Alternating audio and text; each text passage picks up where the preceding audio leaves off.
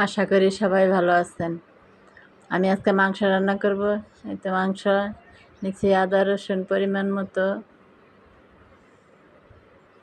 দিয়েছি, পরিমাণ মতো হলুদ দিয়েছি, মরিচের গুঁড়া, ধনিয়ার গুঁড়া পরিমাণ মতো,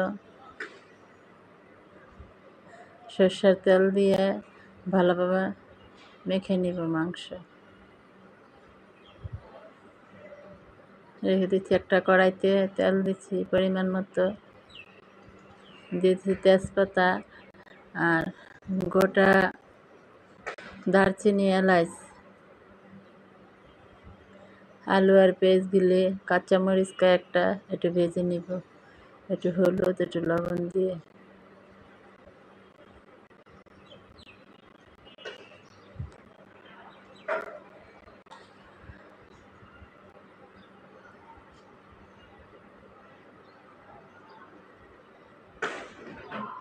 ভাজা হয়ে গেছে, এখন মাংসগুলি দিয়ে দিচ্ছি কড়াইতে।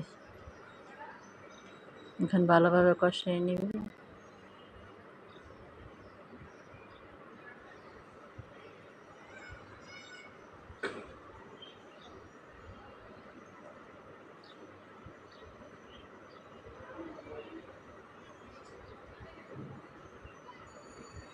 একটু ঢেকে দিচ্ছি। ঢাকনা খুলে একটু হালকা একটু চিনি দিয়ে দিচ্ছি, তারপর একটু নেড়ে টেড়ে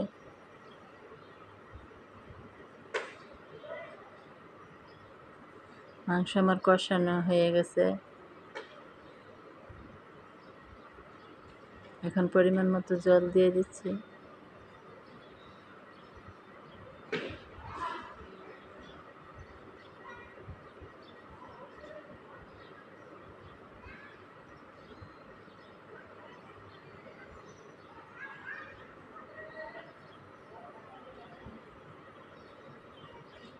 এখন ঢেকে দিচ্ছি।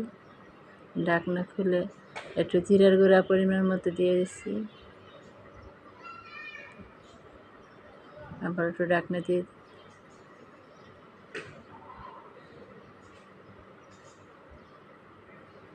হয়ে গেছে আমার মাংস রান্না করা একদম সহজভাবে। আপনারা ভালো থাকবেন।